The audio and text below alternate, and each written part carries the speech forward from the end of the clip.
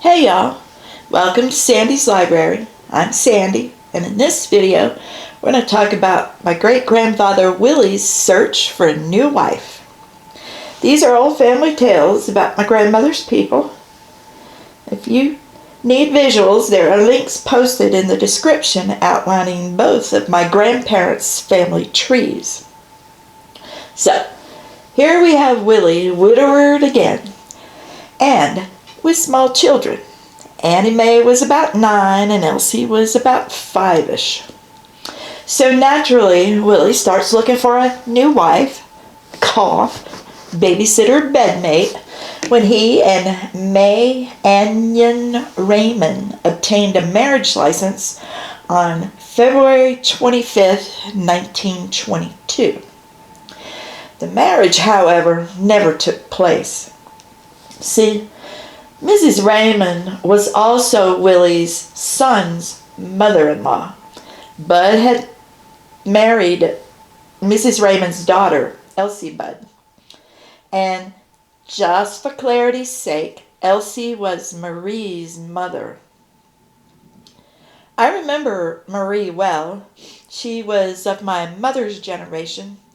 And when I was a teenager, I spent a lot of time at her house. In fact, I had my own bedroom there. See, her husband was away at work a lot, and she was afraid to be alone at night.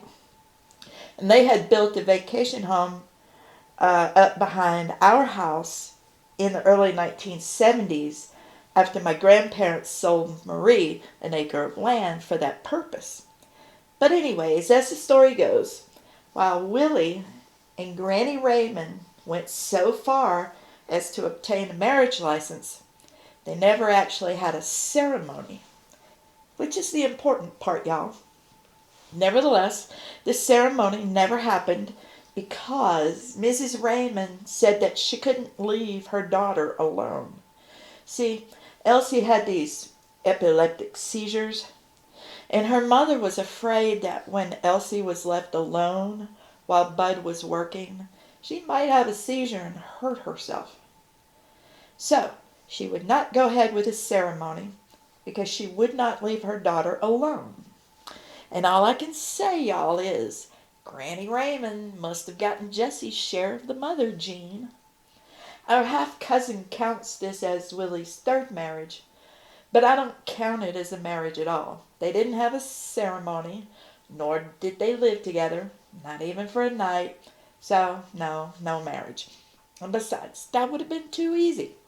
No, Willie had to go and find himself what some in the family have referred to as Lillie the Gold Digger.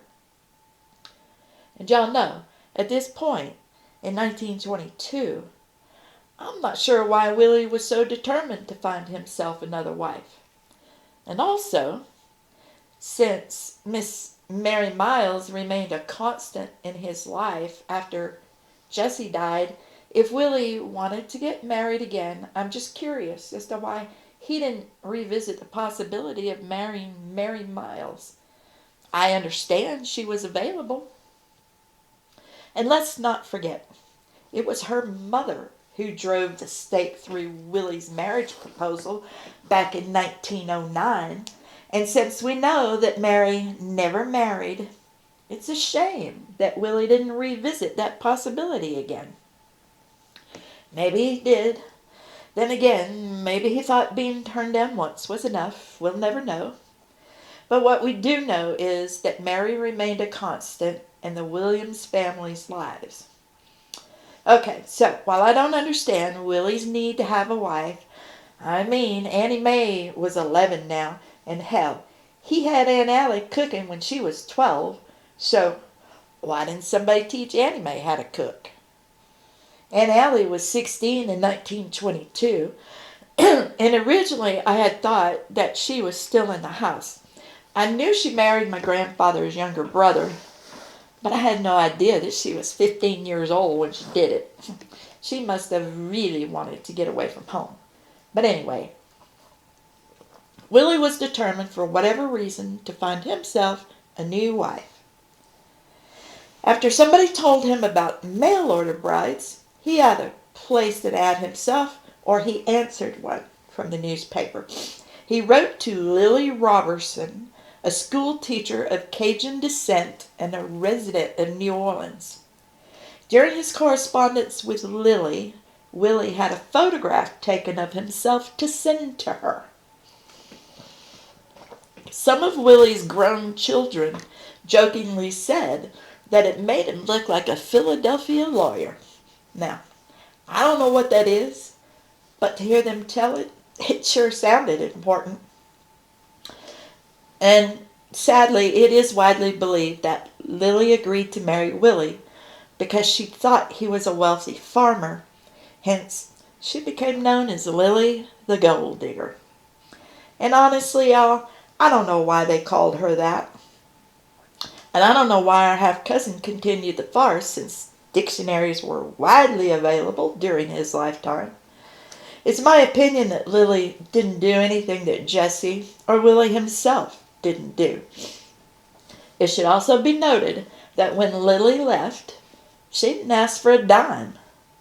So I think that blows their gold digger theory right out of the water, y'all. And besides, if money was important to her, I would think she would have asked about that specifically since they were already negotiating the marriage contract. I mean, they hashed everything else out about the children before the marriage. Lillie had a boy about the age of Annie Mae at 11 and 2 other children whom she said were happily settled on their own. Lillie was told about Annie Mae and Elsie as well. Willie agreed to accept the boy, and it's believed that Lillie accepted Annie Mae and Elsie. So, from where I'm sitting, if Lillie thought Willie was a wealthy farmer, she didn't draw that conclusion on her own.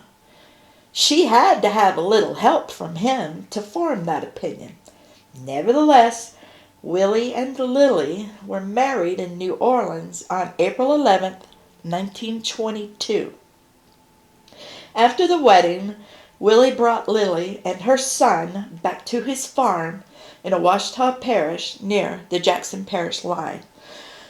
So, as the story goes, after a few months of married life, Lillie's daughter shows up, and she's about 7 months pregnant.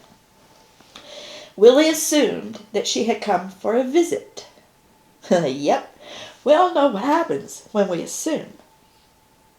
Nevertheless, when Willie asked about the girl's husband, he learned that she didn't have one and she had come to stay. As the story goes, Willie feared that his new wife wanted him to support her daughter and the new baby.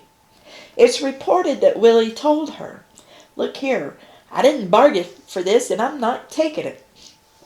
It's said that Willie had also been noticing his 21-year-old son Heman had been hanging around a lot as the girl had begun to cling to him. Then one evening, Willie saw them hugged up together. It's said that Willie got Heman alone where he began to lecture him about the girl. You know, I wish my predecessors would have given us the names of Lily's children. But anyway, Willie told his son things like, "Heman, if you don't want to take care of that woman and the responsibility for her baby that doesn't belong to you, then you had better leave her alone. All she wants is someone to support her and her baby. Don't let her talk you into marriage." Wait a second. Isn't that basically what Willie and Jesse were doing when they agreed to marry? The only difference between Jesse's kids and Lily's daughter's baby is that Jesse's kids were already born, but the girl's wasn't. So what Willie's saying is that it's okay for a man to use a woman as a maid and a babysitter for his kids, but she can't latch on to a guy for financial security unless the kid's already popped out. Give me a break. So anyway, naturally, Heman stops coming around. It's reported that he was staying with his brother Bud at the time. Meanwhile, Willie keeps telling Lillie that her daughter has to leave before she has the baby. She must have been about ready to pop if she was 7 months along when she first got there. And now Willie wants her gone? That's incredibly Christian-like, isn't it? So anyway, Lillie got fed up with her new hard-nosed husband, who was ready, willing, and actively trying to kick her very pregnant daughter out onto the streets. So she says to Willie, "If she goes, I go." To which Willie says, "Well, if that's the way you feel about it, fine. Besides, you lied to me. You told me your children were well fixed." Lillie says, "I did think she was settled." Now, how much of her daughter's true situation that Lillie actually knew about when she married Willie, we will never know. But as the story goes, the girl had been living with a man, unmarried, and when she got pregnant, he disappeared. Okay, so here's where things start to get a little confusing again. Our half-cousin has told us that Willie and Lillie had been married for months when her daughter came to visit. He also states that she stays with the Williams family for a couple of months as well. So, considering that Willie and Lillie got married on April 11th, 1922, I was thinking, hell, it must have been September or October when shit hits the fan. But no. The next thing our half-cousin says is, it was June of 1922 when Lillie left Willie, taking both her children with her. April to June is 2 months. Our half-cousin story does not hold water. Also, I find it a little disturbing that this 11-year-old boy cried and begged to stay with Willie because they had gotten close. And after only 2 months, y'all, my spidey sense says that's a little odd. But anyway, our half-cousin's notes also suggest that the marriage itself lasted 2 years because the divorce docs were finalized on November 29th, 1924. That's a little misleading at best.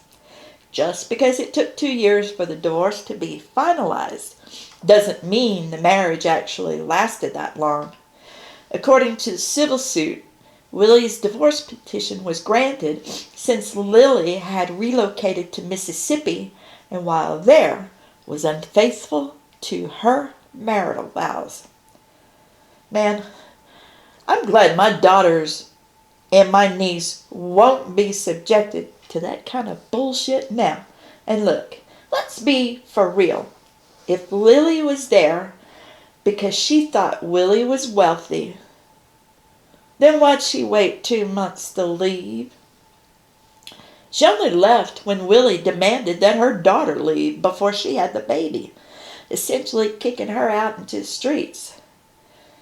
And that's just so very Christian-like, ain't it? And let's remember, Lillie never asked Willie for a single penny when she left. I mean, if she had, some of my cousins would have been all over that shit.